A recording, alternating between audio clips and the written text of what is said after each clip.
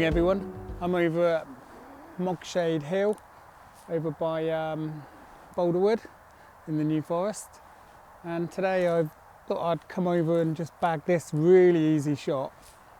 This one is just probably about 25 metres from the car park.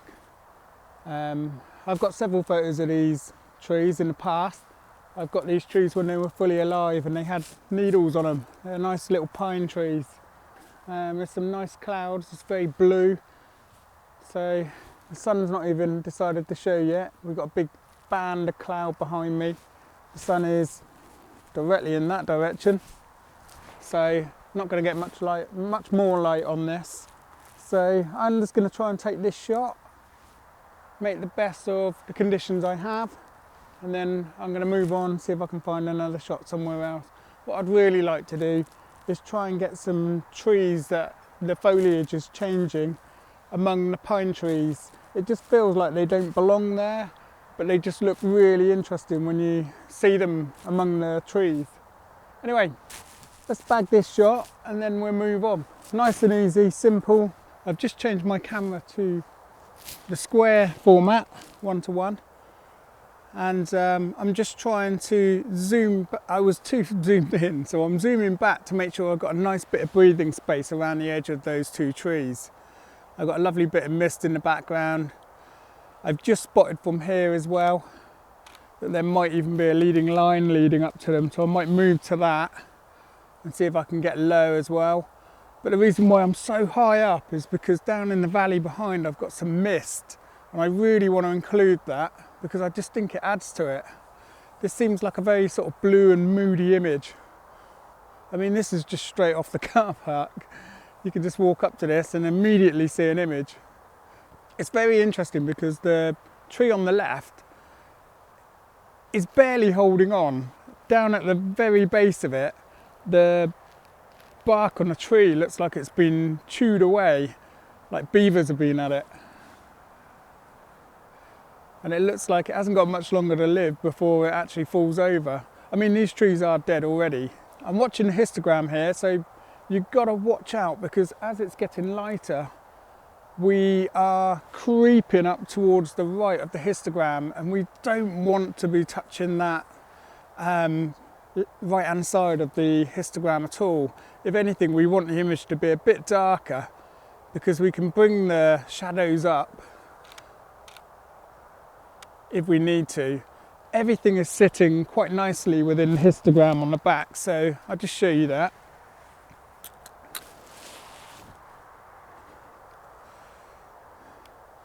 So as you can see, I'm trying to keep this in on this side. Just press the trigger there. So as you can see, I'm trying to keep the histogram away from this edge, and I'm pushing it all back that way just by simply changing the shutter speed. There's no wind here, so I can keep doing this all day long without worrying about any breeze or wind. Had the wind picked up, I'd have probably upped the ISO. I've got plenty of play there if I need to. I quite like to leave this around f11. That seems to be a bit of a go-to place if you're a landscape photographer. It's a good starting point, and then you can just move from there as and when you need it. But there you go, that's my framing. I'm going to tap right there in the middle, somewhere over by the trees to get the focus. I'm focusing on the base of the tree because I think that's all I need to do. I mean, I could focus up there, it doesn't really matter. It's all, the bit I'm interested in is all in focus. So there you go, that's that shot. I'm going to move in now and see if there's another framing, maybe a little bit lower, so I can get a leading line with the vegetation on the floor. Anyway, there's that image, and I'll pop up the next shot.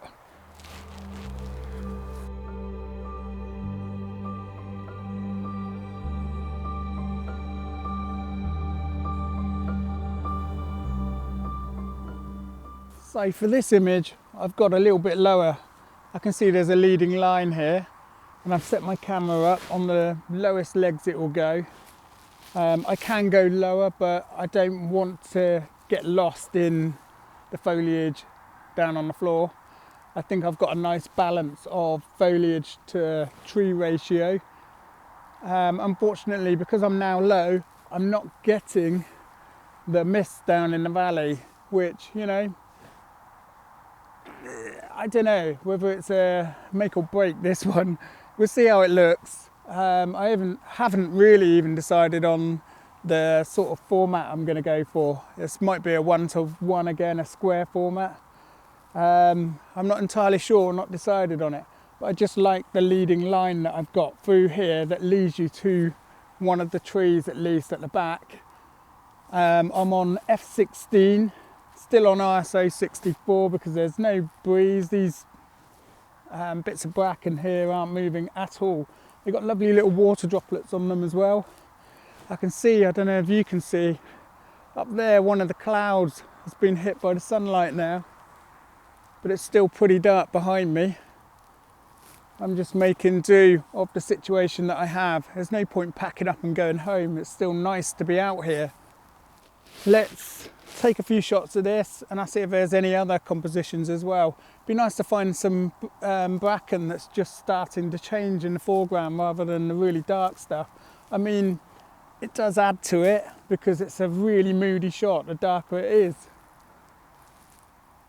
Yeah, I might pull some of the greens out as well, just pull them out of the image just to make them a little bit darker and moodier. Anyway, I'll set you up further away looking back, and I might even put you behind me so you can see the whole scene. So the reason why I've moved to F16 is because I'm trying to get a bit more in focus. I've got a bit of foreground to now worry about getting in focus, and I'm only focusing slightly behind, probably about a third of the way into the image to try and get the background sharp, because I want the whole thing to be in focus. And to be fair, I'm not too bothered if it's out of focus really close to the lens. The main subject is those two trees.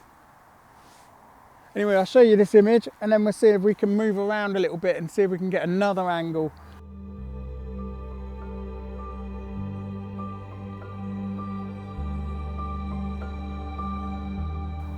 So I hope you like that image. Don't know if you can see that. Look at the base of that tree. It's so rotten.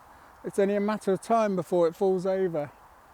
And then that would just add another little bit of interest for a photographer to come out here and take a shot as it's laying on the floor as well. I just wish there was a puddle big enough on the floor to get a lovely reflection of these two. I think it makes such a nice image. But this is what we're like as photographers, isn't it? We kind of like hope that these things are in place, but you just play with what you've got and you can still walk away with a cracking image. Anyway, I don't think there's much more to be had here, so I'm going to pack up and see if I can go off and find something else. I do have something in mind, but it never ever plays out like that. So yeah, let's move on. I've moved up to Slough Deer's enclosure. It's mainly because of the pine woods behind me, and I've got a nice little bit of mist just touching the tips of the trees. If you can see down here, look down this bit here, you can see the trees down the far end of that little strip there, covered in mist. But I'm mainly here because among these pines you get the odd tree that's just slightly out of place, but the foliage has already changed on it. So I'm after the colours as well. Look at this lovely grass here, look at the colours. I'm not sure what colour those ferns are, but they're looking a bit, you can just see the tones of colour underneath them. Slightly reddy brown, almost a tint of purple when the light touches the top. Amazing, my favourite time of year. I love to try and get out to it. So I'm looking for a tree that's just sitting inside. It just looks odd one out. There's one there, but it's not quite changed. There's one that's hanging out a bit too far here. Maybe if I go into the woodland on this side, I might be able to look back at that and it'll look like it's in it. I can see one over this far side. I want to try and keep the sky out of the shot. I don't mind it being in the background.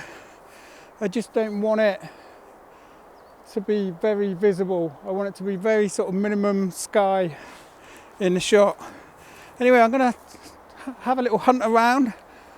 If I find something, I'll switch the camera back on and I'll show you what I'm doing. Right, see you in a bit. Hello again. So, yeah, I think I found something that I quite like. You can see that tree through the gap. I'm going to see if I can go for that. It's a beautiful, beautiful colour there. But as you can see, the tree line, it's sloping down towards the left of the image. So I'm going to see if I can square it up a little bit. The colours look great. There's a little bit of mist in there. The mist is catching onto the trees up above me and looks like it's raining, but it's not. The water droplets are catching on the end of the pine needles and then just dropping off. They're quite big droplets as well. Anyway, I'm going to see if I can just move up and see if I can get a nice clear image. I want to stay some distance away because I want to use the zoom telephoto to try and move into that image rather than get really close, go wide and get more sky in. So I'm going to try and hang back best I can.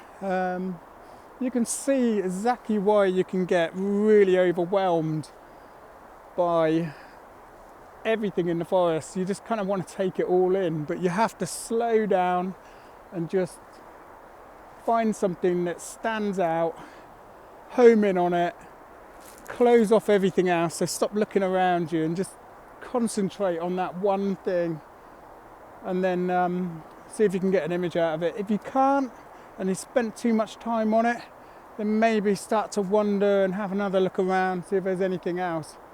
But it's very easy to step into an autumn forest and just want to photograph everything. But if you want to get good photos, slow down, take your time. This mist is not going anywhere soon, not yet at least anyway. And the sun still hasn't shown itself, despite there being a really blue sky directly above me. So I'm just going to make the best of this situation. That looks nice, that looks moody. I'm going to go and get it. Right. I'm absolutely soaked. I'm not going to lie. That is quite some long bracken there. I'm not even sure if I've picked up ticks. I do worry about that. Okay, so I'm set up here. I've got some trees crossing over the foliage on the tree that I'm trying to take a photo of. That doesn't bother me. I actually quite like that you have to kind of like see through it in order to see what I'm trying to photograph. I kind of love that sort of thing, but I found a nice little window here, kind of frames it up. You've got a nice little bit of the pine hanging over the top of the tree as well to try and get rid of some of that sky. I think I found a good composition here. Now it's just a case of what trees to leave in, what trees to take out. I said I was going to change the lens up. I probably still will. Because I'm not going to have enough reach to get where I want to be, and I want to get really close there and frame that in. This is at 70mm at the moment. I need to get probably about 100mm, maybe a little bit more, just to see if I can close that in a little bit. I'm still going to move a little bit to the left, a little bit to the right. The sun has just decided to break through. It's lighting up the top of the tree, which is quite nice to see. I'm just going to swap the lens out quickly on here. Oh wow.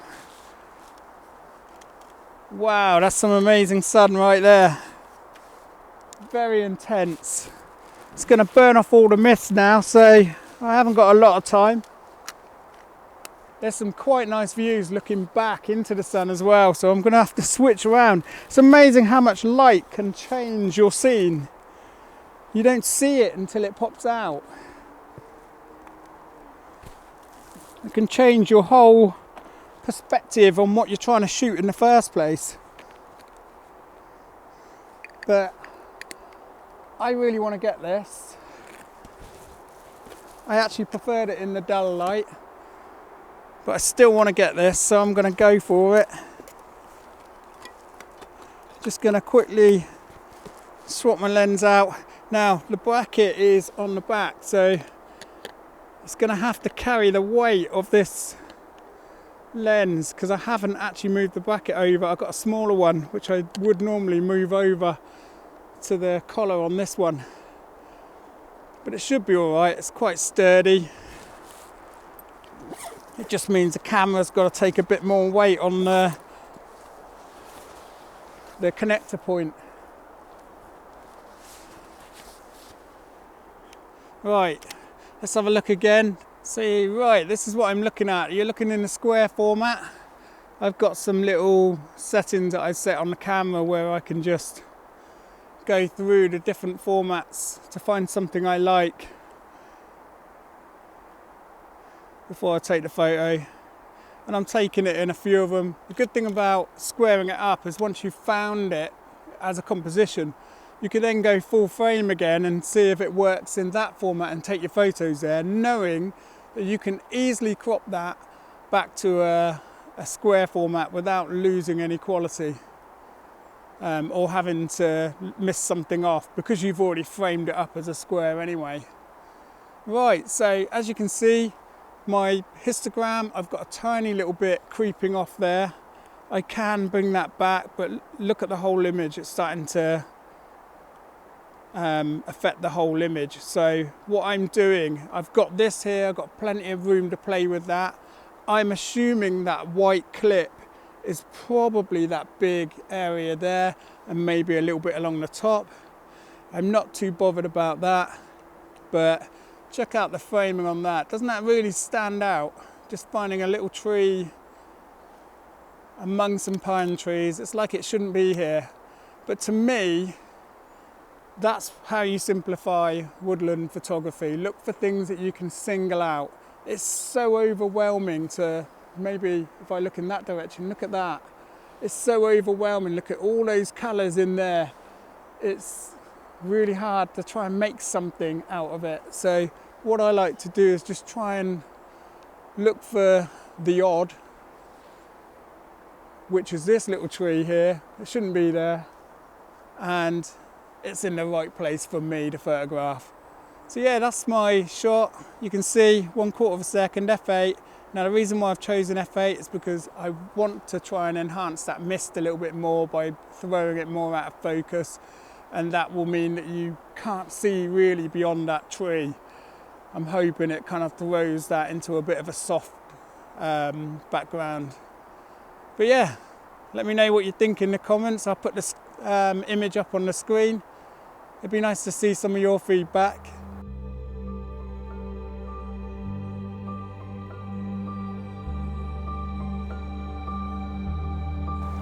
Right then, I think that's going to be my last image. If I see anything, I'll flip the camera back on and see if we can photograph it. But the sun is getting up now. But yeah, really enjoyed that. I'm going to see if I can get out a little bit more while it's still autumn, because this is my favourite time of year. And get your wellies on and get out. Anyway, if you haven't yet given me a like and subscribe, please do.